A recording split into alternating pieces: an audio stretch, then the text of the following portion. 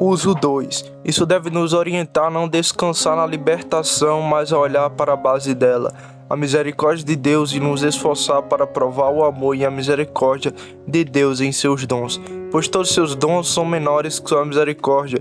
Isto fará com que tenhamos mais conforto no pão de cada dia do que os ímpios têm em toda a sua abundância. Uso 3. Em terceiro lugar, devemos aprender daqui a dar a da tua alma e afeição, desde que seu irmão tenha seu coração com seus dons, e assim você imitará seu Pai Celestial. Quarto, aplicação. Por último, se a própria recuperação da doença vem do amor e da misericórdia gratuita de Deus, o que podemos buscar por mérito? Se a saúde de Epafrodito, seu corpo, veio da livre misericórdia de Deus, como podemos esperar merecer a salvação de nossas almas? Não. Deve ser da livre graça e misericórdia de Deus em Jesus Cristo. E não só ele, mas também em mim, como se ele tivesse dito.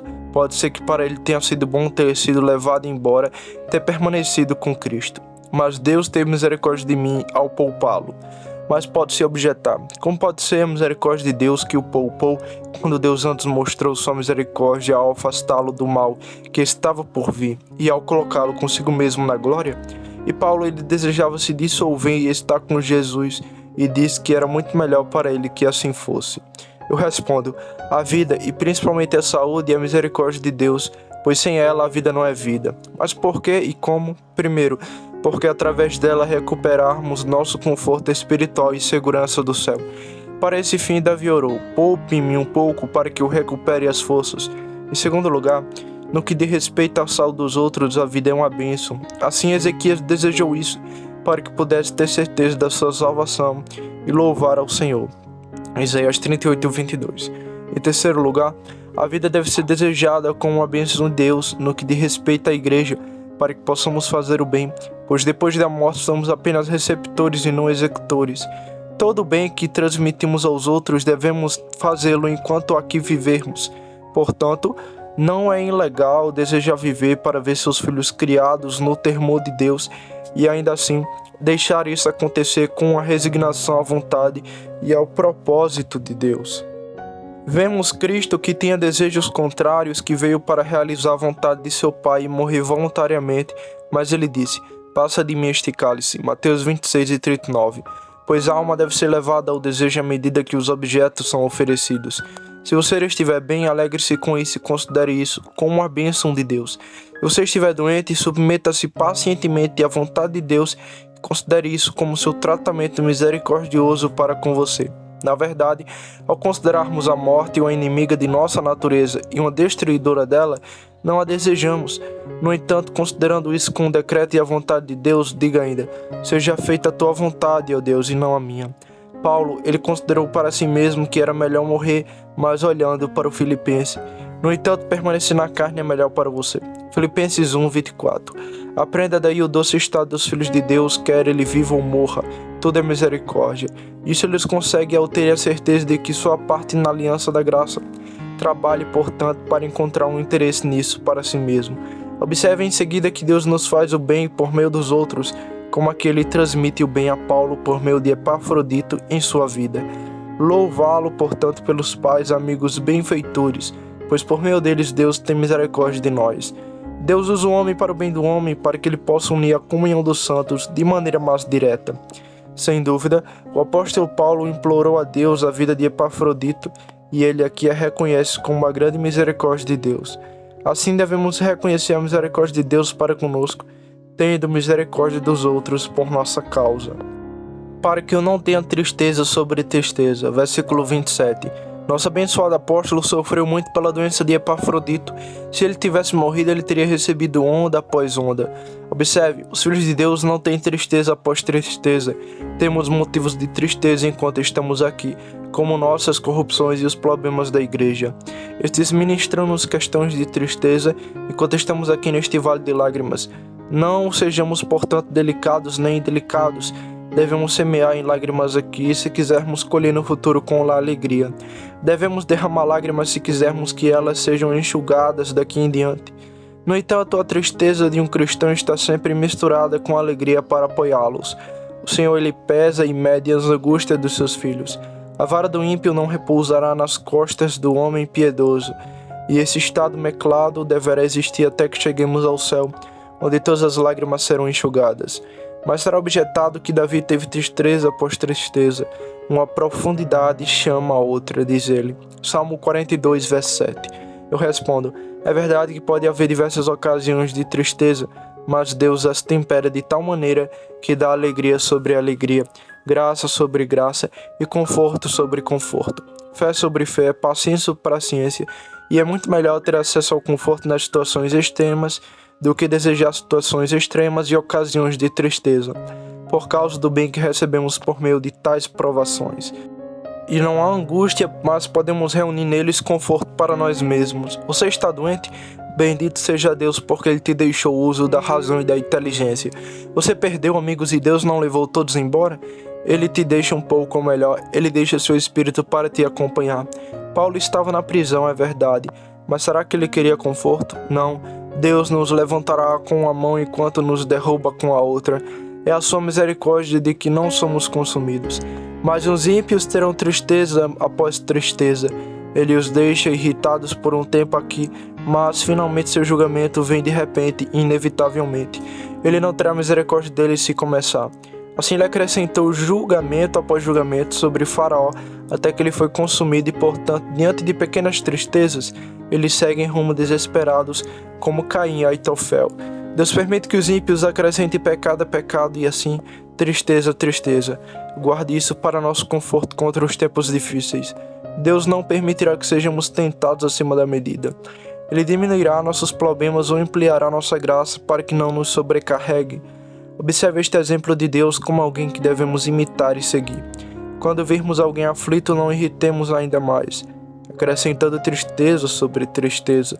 Davi queixa-se de uma espécie de homens que eram de natureza do diabo, passando por cima de onde o muro é mais baixo, como maus humores que recorrem a todos os lugares mal afetados. Não. Os filhos de Deus têm corações compassivos. Examina, pois, o teu espírito se pode chorar com os que choram, pois assim como o Espírito de Deus nos ajuda na miséria, o mesmo acontece com aqueles que são guiados por seu Espírito. É costume e tem sido dos filhos de Deus confortar os que estão em miséria. Assim fizeram os amigos de Jó, embora tenham errado no desempenho disso. Portanto, envie-o com mais cuidado, versículo 28. Neste versículo, o apóstolo Paulo estabelece o fim do envio de Epafrodito, a saber, para que eles tenham mais alegria e menos tristeza.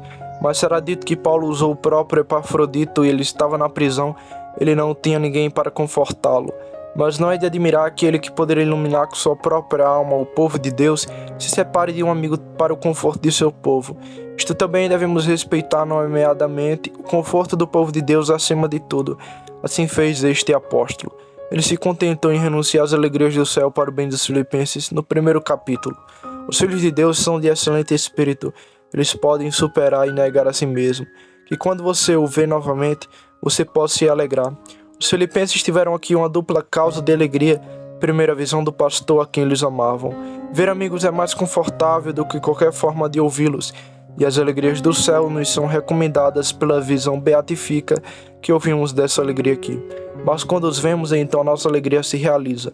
A segunda causa de alegria estava dita. Agora eles deveriam ver Epafrodito como dado a eles do novo e enviado por Deus, cujo amor, misericórdia, bondade e poder são vistos mais claramente na libertação dos homens do perigo do que na preservação dos homens de cair em perigo. É mais honra para Deus e mais conforto para os homens, pois os filipenses o receberam como prova do amor de Deus por eles e como efeito de suas orações. Observemos a ampliação do amor de Deus para nós ao entregar e ampliar qualquer um de nossos amigos, livre de aflições.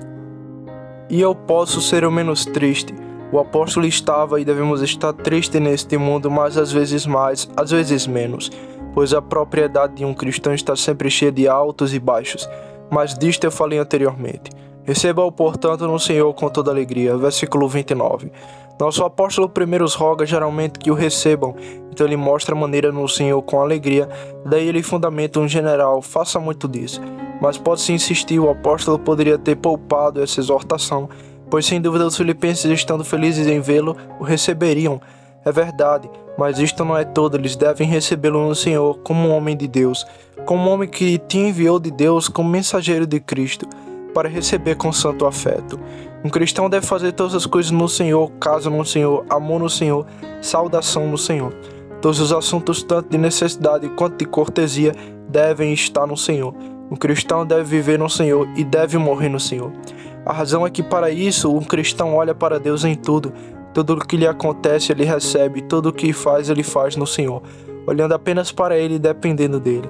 Os homens carnais, ao contrário, fazem todas as coisas carnalmente, casam, amam, saúdam carnalmente. Ele vive carnalmente e morre carnalmente. Mas a vida do cristão é sempre morrer e contemplar Cristo em todas as coisas, em todas as propriedades, os pensamentos, palavras e ações na vida e na morte. Deixe isso não familiarizar com o modo de vida e propriedade de um cristão e com a linguagem do Espírito Santo. E mantenha essa reputação. Outros leem, faça muito disso. O sentido é o mesmo com o primeiro. Estima de quem eles são, estima por ministro que são fiéis como ele, de cristãos como ele é, cristãos excelentes como ele. Assim como as palavras têm uma dupla referência tanto à sua vocação geral quanto à particular. Por seu chamado específico no ministério, veja como ele foi elogiado anteriormente, que ele foi doloroso e cuidadoso e negligenciou sua própria vida. Os ministros, se assim não são, devem ter sido em reputação e estima. Se não forem do melhor tipo, certamente são do pior. Anjos e homens bons, ninguém melhor que os bons, ninguém é pior do que eles se virarem. Mas, especialmente os ministros, se não forem bons, serão desagradáveis como o sal, nem bons para terras, nem ainda para o monturo. A razão disso é por meio desses, Deus transmite a maior bem aos homens. Ele constrói por eles, ele planta por eles. Eles são vigiais, lavradores, são trabalhadores de Deus. Não, eles são anjos descobrindo para a igreja os segredos do conselho de Deus. Eles são como Jó diz, mas como entre mil. Certamente como estes são dignos de todo aspecto. Mas será objetado, eles estão sempre opostos a nós, eles cruzam os homens. Mesmo então, quando estão mais opostos, devem ser ainda mais estimados, pois são a luz do mundo. A função deles é descobrir as boas das trevas. Eles são lavradores para destruir os terrenos bálticos de nossos corações, e a nossa parte é apoiá-los no cumprimento de seus deveres. Pois é uma nota de um homem ímpio contar com esses perturbadores. Foi o discurso de Acabe para Elias em 1 Reis 18 e 17.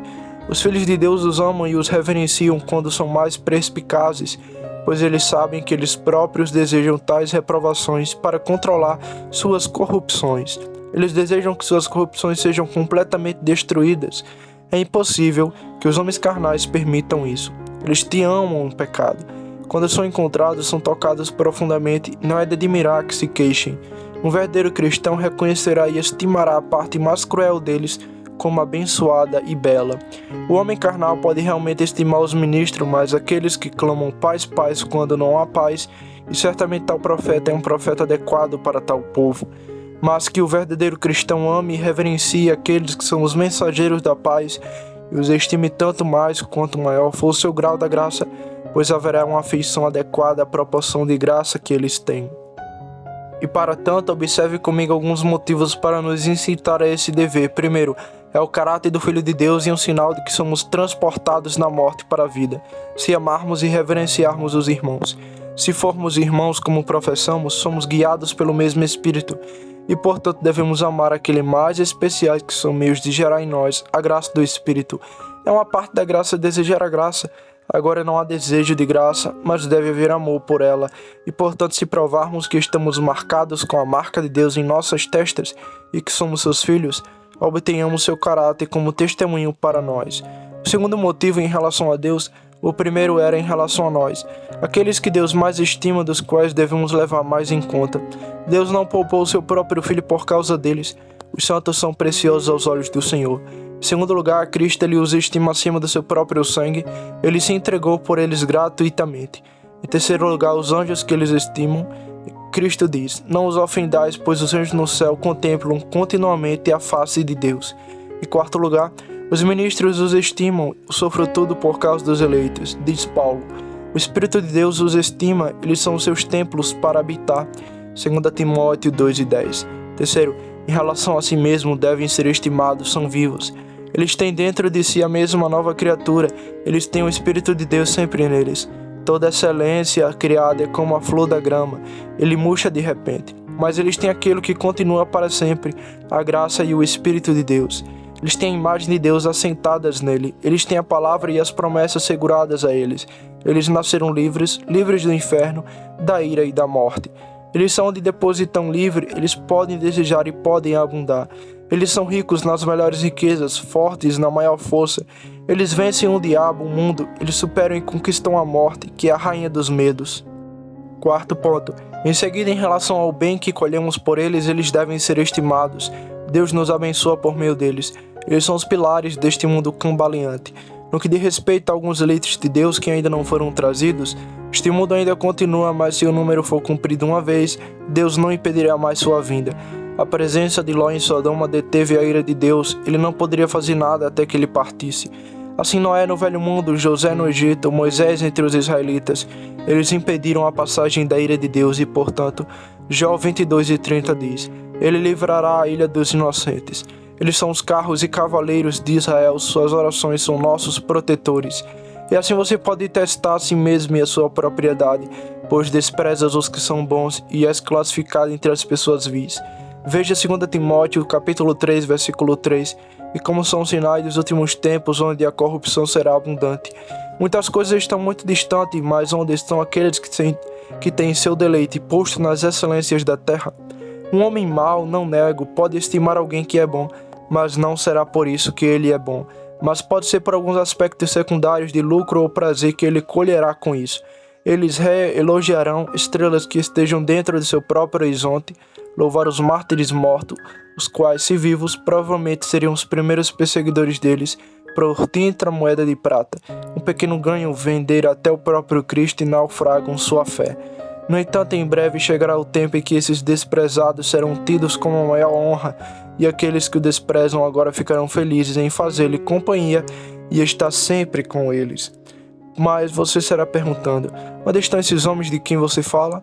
Como é que eles não são respeitados? Eu respondo, eles não são conhecidos, o mundo não o conhece, primeiro porque não conhece seu pai, pois se o estimasse, também o estimaria, e portanto, em segundo lugar, eles são estrangeiros e peregrinos, embora excelentes em si mesmo. Terceiro, a vida deles está escondida com Cristo, Colossenses 3:3. Eles são eclipsados e desgraçados, desgraças, escândalos, misérias e suas próprias enfermidades fazem com que os filhos de Deus sejam desconhecidos.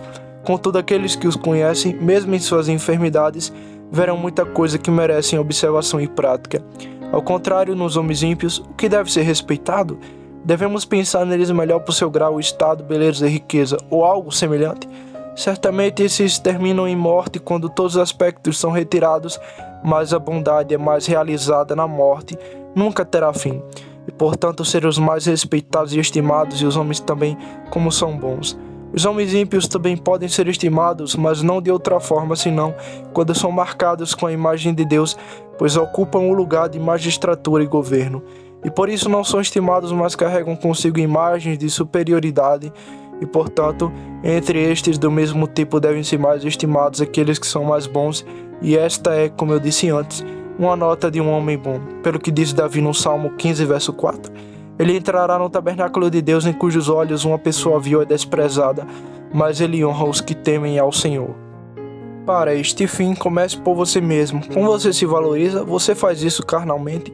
Como então você pode estimar corretamente os outros? Tenha, portanto, a mente de Teodósio. Avalie-se de acordo com sua medida na graça e na certeza da salvação. O que o mundo pensa mal de você? O mesmo acontece com aqueles santos em Hebreus 11:38. Eles o consideravam indignos de viver, mas lembre-se de que Deus não tem vergonha de ser chamado nosso Deus e Pai. O céu é nosso, Cristo, a graça e a glória são todos nossos.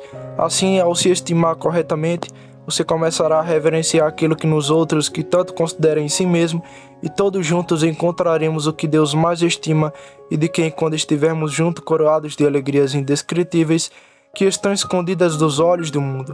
Não lhe pareça o que seremos, sendo a glória tão e tão grande que eles, julgando carnalmente, não podem concedê-la. Porque pela obra de Cristo ele estava perto da morte. Versículo 30. Esta obra de Cristo visa especialmente obras de misericórdia para com Paulo, enquanto ele estava na prisão, e por estas ele está próximo da morte. Em sua longa e tediosa jornada ele adoeceu e, portanto, esteve à beira da morte.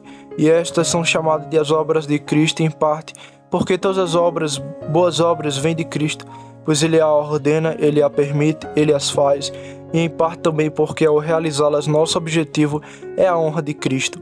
Portanto, a excelência das boas obras não consiste em praticar as que são boas em sua própria natureza, mas em praticá-las bem. Todas as nossas ações particulares devem ser realizadas tendo em vista a respeito a Cristo. E se, portanto, você fizer alguma coisa boa visando o crédito ou um bom nome, ou melhor, se por mera piedade, sem respeitar a ordem, o exemplo e a obediência de Cristo, tudo que você faz dessa maneira não pode merecer o nome de uma boa obra ou de uma obra de Cristo. Pois Cristo diz: o que você faz a qualquer um dos seus pequeninos, você faz a ele. Você acha que ele aceitará que isso seja feito a ele quando ele vir em seu coração, que você considera os aspectos secundários e nunca o intencionou naquilo que faz? Não, você fez isso para receber elogios, para obter aplauso popular ou para seu próprio lucro ou algo parecido. Que não seja assim conosco.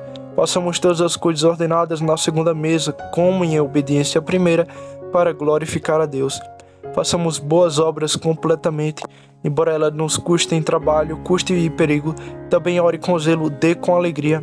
Maldito aquele que fizer negligencialmente a obra do Senhor. Jeremias capítulo 48, verso 10. Dê gratuitamente, portanto, a cada um em que Cristo vier implorando a você. Esta é a religião pura diante de Deus, imaculada, visitar os órfãos e as viúvas. Tiago 1:27. Mas certifique-se de manter-se limpo das chamas do mundo, e essas coisas feitas como deveria ser, nos confortarão em nosso leito de morte e serão a garantia de nossa fé para nossas consciências, e nos fortalecerão com todas as outras boas obras, feitas por qualquer respeito próprio, estiverem tão longe de confortar. Pois eles nos enfraquecerão, incomodarão e darão testemunho de nossa hipocrisia às nossas consciências culpadas. Mas para prosseguir, pode parecer que Paulo foi mal informado sobre a obra de Epafrodito, que a chamou de obra de Cristo, quando isso gostaria de ter-lhe custado a vida. No entanto, não deveria parecer estranho, pois por esse mesmo padrão aprendemos a não evitar ou fugir de fazer qualquer obra de Cristo.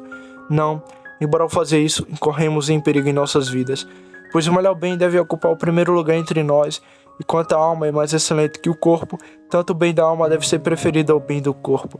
Aquele que não odeia o pai e a mãe, sim, sua própria vida, no que diz respeito à glória de Deus, não pode ser discípulo de Cristo. Deus deseja que exerçamos nosso julgamento nessas coisas de antemão, para que possamos fazer todas essas coisas com uma resolução santa e zelosa. Assim poderemos resumir motivos para responder a diversas dúvidas. Primeiramente, se em tempos de perseguição deveríamos perder a vida ou negar a verdade, eu respondo. A isto respondo afirmativamente a partir do exemplo de Epafrodito, que devemos antes perder a vida do que negar a verdade, pois a verdade de Deus é melhor que as nossas vidas. E foi louvável que Priscila e Aquila tenham sacrificado o pescoço pela vida de Paulo, Romanos 16, 3-4. Muito mais a verdade da palavra de Deus deve ser estimada acima da vida do homem. E são considerados sábios os que têm essa estima, como os mártires, cujo patrimônio é considerado um patrimônio abençoado. Além disso, era perguntado: se um ministro deve ou não deixar sua congregação em tempos de pestilência? Eu respondo: pelo mesmo motivo ele não deveria, pois ele não deve, em relação à obra de Deus, estimar sua própria vida. Mas assim como ele não está obrigado a uma visita particular de cada um a quem Deus agradou visitar com doença, nem deve o doente exigir isso das mãos do pastor, mas antes reservá-lo para o bem geral de todos eles e antes poupá-lo. Assim fez Beza. Na lei, a pessoa leprosa deveria andar e gritar impuro, impuro, a fim de que outros não pudessem ser inadvertidamente poluídos por ele. E, portanto, cada um deve ser um bom marido para si mesmo, para estabelecer consigo mesmo motivos de conforto para um momento que possa agradar a Deus afligi-lo de tal maneira. Outra questão pode, portanto, ser respondida: se um homem pode equivocar-se para salvar a própria vida? Eu respondo: se um homem for legalmente chamado a responder por si mesmo, ele deve saber que deve dizer a verdade e não se envergonhar disso. Pois porque os homens vivem senão para viver honestamente e para manter uma boa consciência? E é mais necessário que a verdade floresça e seja purificada do que você viva. Aqueles que agora têm vergonha de confessar a verdade, o Deus da verdade terá vergonha no futuro. E, portanto, uma quarta questão pode surgir: se um homem pode escapar da prisão para se salvar? Eu respondo: você não deve fazer nada que possa colocar outro homem em perigo para salvar sua própria vida. E, portanto, você não pode, ao quebrar a prisão, colocar em risco a vida do carcereiro para se salvar. E as razões são: isso envergonha a verdade e equidade da tua causa, Portanto, quando as portas da prisão estivessem abertas, Paulo não fugiria. Pedro realmente fez isso e saiu da prisão, mas foi uma libertação extraordinária e milagrosa por ordem do anjo. Em segundo lugar, um desprezo pela magistratura e pela lei, pois todo homem deve ser governado e submeter-se à lei. Novamente, alguns têm duvidado que um ministro, sendo chamado para um lugar de ar nocivo, possa abandoná-lo. Eu respondo: deixe considerar antes de partir se serão capazes de suportar ou não, mas se eles já foram chamados e estão lá, que olhem para a salvação do povo de Deus e sustentem como puderem. Vemos Epafrodito negligenciando sua própria vida em prol do serviço de Deus. Uma sexta questão ou dúvida pode, portanto, ser resolvida. Se em caso de perseguição o ministro pode fugir. Eu respondo: podemos voar para nossa própria segurança e o ministro pode, se sobrar alguém, ser bons pastores e defender o rebanho para que não seja disperso. No entanto, se Deus lhe dá um espírito de coragem para resistir, consulte-o por meio de oração sincera pela direção do seu Espírito Santo, e ele certamente o dirigirá. E pois se por sua própria confiança você se destacasse e depois retribuísse, isso enfraqueceria e desencorajaria os outros, quem mais se destacaria. No entanto, se for preso, se você ministro ou não, você está sobre a lei, você deve obedecer. E em sétimo lugar, podemos e devemos estar prontos a dar as nossas vidas pela comunidade, pois o bem comum deve ser preferido ao bem privado. A mão põe-se em perigo para o bem da cabeça e, portanto, um homem privado pode aventurar-se a salvar uma pessoa pública, e daí se baseia a legalidade de uma guerra cristã. Mas será perguntado: como chegaremos a esta resolução e dar as nossas vidas pela verdade?